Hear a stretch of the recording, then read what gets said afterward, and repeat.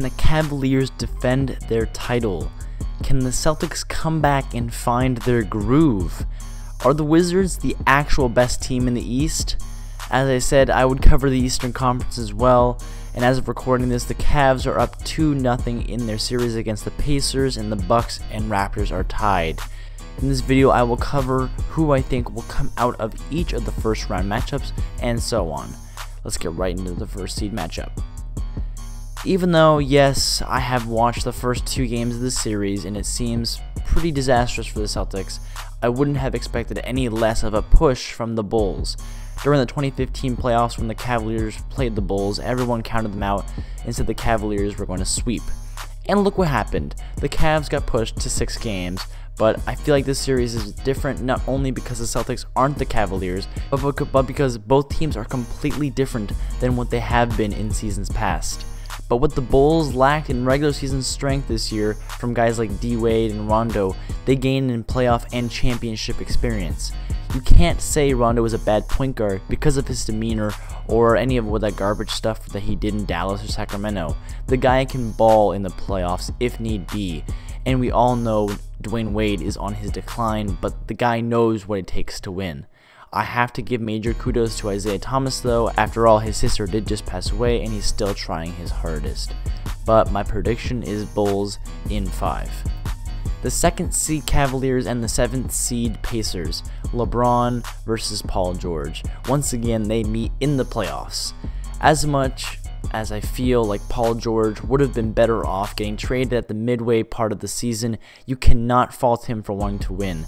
With Lance Stephenson's return, it definitely makes their situation more interesting, but stories aside, there is no statistical reasoning that grants the Pacers coming out of this on top. The only problem I see the Cavs having is in their defensive situation, not improving, but I think they'll figure that out at some point here, hopefully. My prediction is Cavs in 4. Raptors and Bucks. This is an interesting conversation. In the first 2 games so far, the Bucks balled out both times, and the second time they just didn't come out on top. In both games though, we're getting flashes of superstardom from the Greek freak himself, Giannis. The guy is straight balling out there right now, and as much as I am Canadian and the Raptors are technically my team, I am a fan of the game, and if Giannis is single-handedly pushing his team to the second round, I will be mightily impressed. As much as I want to see Giannis advance, my prediction is Raptors in 6.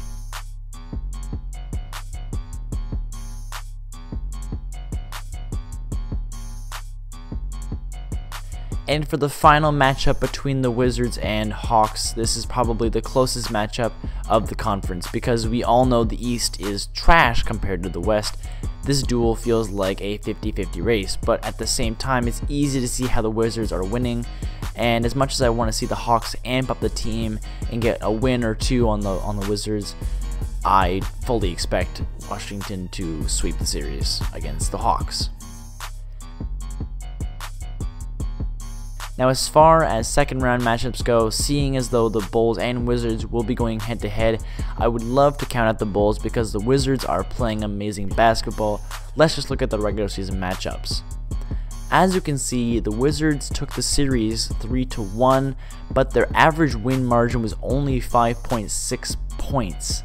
That number is scary because 6 points is only 2 really good possessions or 3 not so good possessions.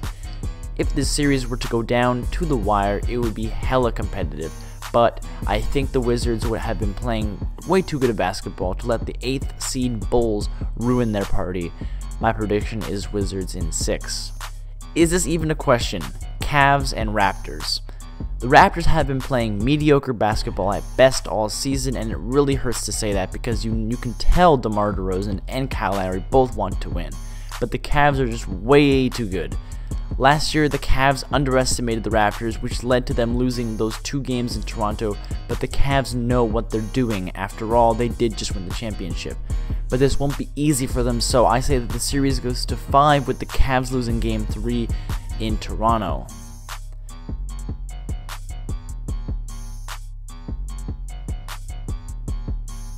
And finally, for the conference final, now as we all know, young teams in the NBA don't tend to stand anywhere near as good next to offensive juggernauts such as the Cavs, but this Wizards team is something really special. Wall is probably the best true point guard in the East, and Bradley Beal and him combined to make one of the best backcourts in the NBA, and Wall and Bradley have been proving it all season. But the Cavs have the best player in the world on their team. So who would triumph over the other? Well, I think most people would say the Cavaliers because they are the champions and ultra dominant in the playoffs, but I really want to see this series go to more than 4. I'd like to say the Cavs repeat as conference champions and advance to the finals in a standard Game 5 fashion. I thank you guys for watching this again. This video was a tad longer than my previous video, but that's just because the Eastern Conference is definitely the trashier side of the NBA, and I feel like these matchups are going to be even more difficult, not in the sense that the teams are better, but just because of the fact that they're all so evenly matched that it's kind of going to be like a tug of war. If you could, please leave a like down below and be sure to hit that subscribe button for better content. Anyway guys, see ya!